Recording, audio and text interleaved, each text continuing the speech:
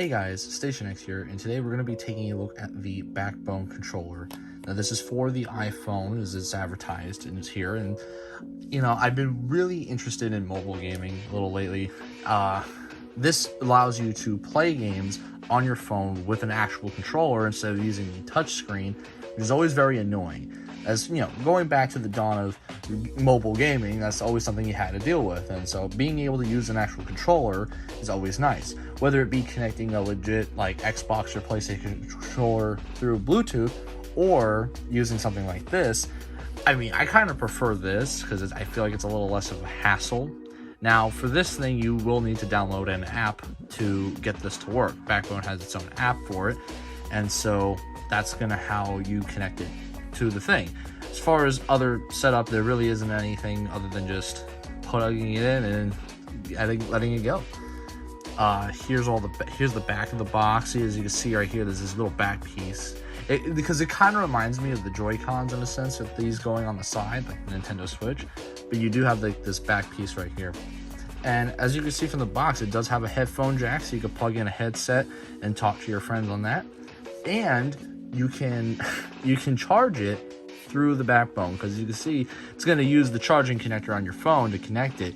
So it allows you to have like a bypass there to charge the phone if your phone needs to be charged. And here we got a logo of the logo of the product here, and let's just get this open. Wasn't this really nice box? And there we go.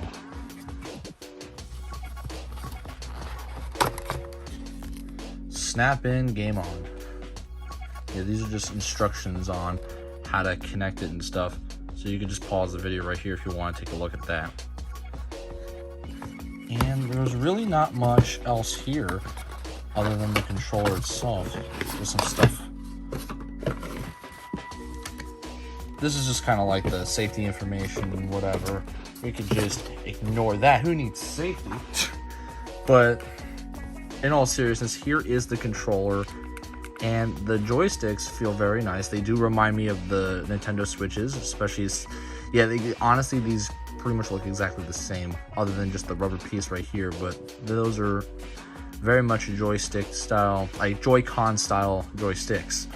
And that kind of makes me nervous, just because Joy-Cons are infamous for stick drift, and so I am worried that this is going to be a thing where it stick drifts very easily, but only time will tell for that. I can't really say that here in this video because I haven't really used it yet. L1 and R1 feel nice.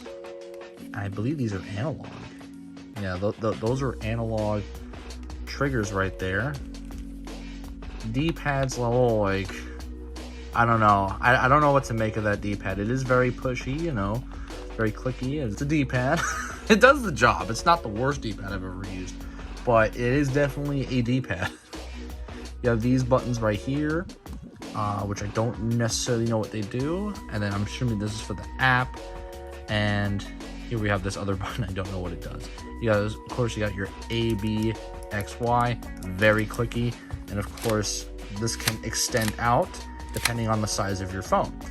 Now, I don't know exactly how far back iPhones can you go. Like, I don't know if it stops at a certain point. Really, this is meant for the more recent iPhones.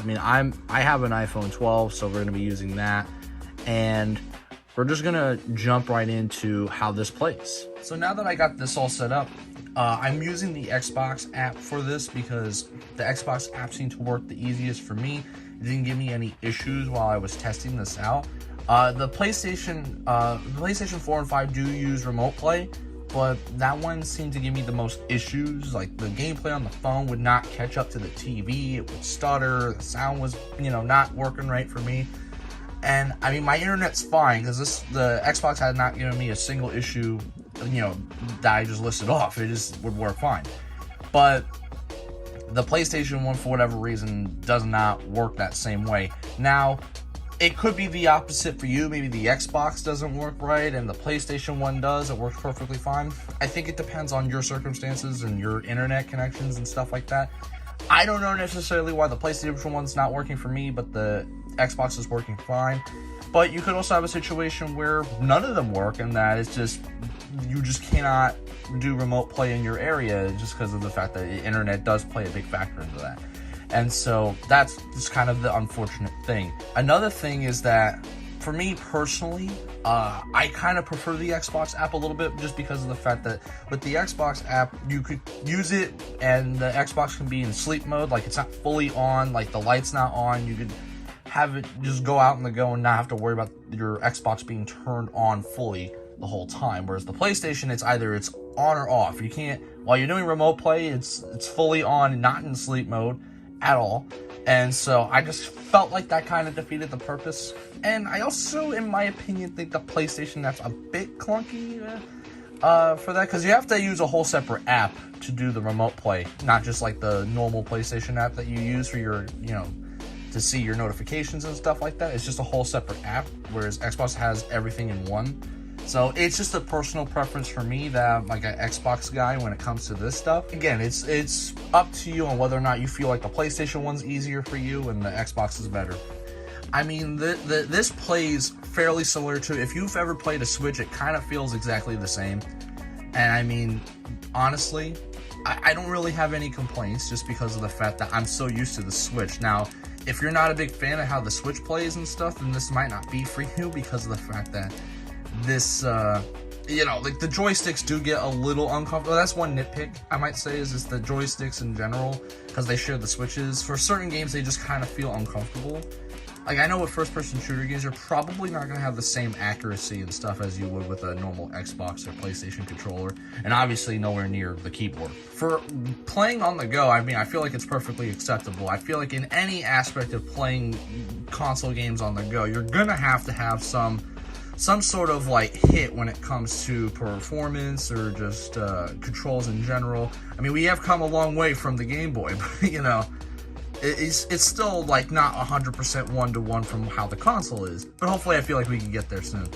But yeah, this is a perfectly good controller for the iPhone, because this one's only on iPhone and stuff. They have planned, Backbone has planned on making a Android version of this, but for now this is only on Apple and stuff. So I mean, really, like, this is perfectly acceptable. Like, there's some other options and stuff, but I don't know if most of those, I'm pretty sure most of those don't work for iPhone and stuff. So, I mean, this is perfectly fine if you can get over joysticks and things like that. So, I mean, this is really kind of a personal preference. Some people don't like playing games mobilely like this, because this doesn't just work for Xbox remote play or PlayStation remote play. You could use this on other apps like PUBG. If you still had Fortnite, I don't even think Fortnite works anymore, but if Fortnite was still a thing, this would work. Call of Duty Mobile works on here, and this has its own app that you do have to download, and there's like the subscription thing. I didn't do the subscription thing because the remote play apps don't need it. You can have like friends lists on there and record your gameplay and stuff like that, and just do all sorts of nonsense. I know this is not the most exciting gameplay, but I'm just showing off how it would look. This is just how it would play, pretty much. I kind of wish I had a different game other than GTA, but this is just the only thing I had downloaded on the Xbox at the moment. So, yeah, let's just go out with a bang, right? Oh, I don't even have ammo. That sucks. Do I have ammo here? There we go. But yeah, that'll pretty much be it. Essentially, if you really like playing games on the go, if you're like a real handheld person, then this would be amazing for you, especially for Xbox if you have Game Pass, because the games are already all downloaded right there. And with this, you can't play Xbox 360 games with remote play, but I believe on Game Pass you should be able to, since there's 360 games on Game Pass and stuff, and they say you can play those mobilely and stuff as well. You should be able to play those games. I don't want to say 100% certain because I don't have Game Pass. Most of my games are physical, so I felt like it would have been a waste of money for me. But for those of you who do have Game Pass, this would work perfectly for you. And I guess same thing with PlayStation users, if you have like the PlayStation subscription services and stuff, and if you just mainly have downloaded games, then this would work also really well for you. Because with physical games, obviously you can play a game, if you have a physical game, you can play it on here, but you have to make sure that that game's in the Xbox while you're doing this. Otherwise, it ain't gonna work. The same thing with the PlayStation, it just ain't gonna work if you don't have that disc in there. And you're just limited to that disc. You can't just switch it out while you're out of the house. Unless you got a buddy to call and they can switch it out for you. But I feel like that's a little tedious. But yeah, let me know what you guys think about it. Let me know if you guys are interested in something like this. I've been Station X, and I hope you guys have a wonderful day.